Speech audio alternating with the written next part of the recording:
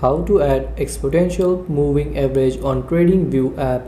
Hello and welcome to our channel Whizz. In this tutorial, I'm going to show you how you can easily add the exponential moving average on your Tradingview app. So please watch till the end to properly understand the tutorial. So first open up the app,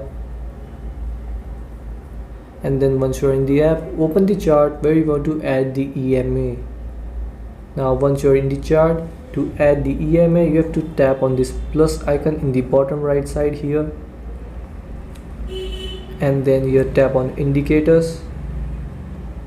Now here in indicators, tap on the search bar and search for EMA, and you will see here moving average exponential. So tap on it and now exit this, and here you will see in the blue that's the EMA. And if you want to change the settings of EMA, you can tap on the top left side here on the EMA.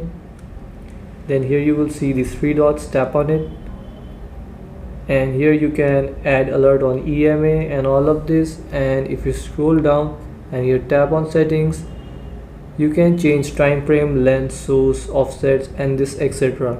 So this is how you can add EMA on Tradingview app. Thanks for watching.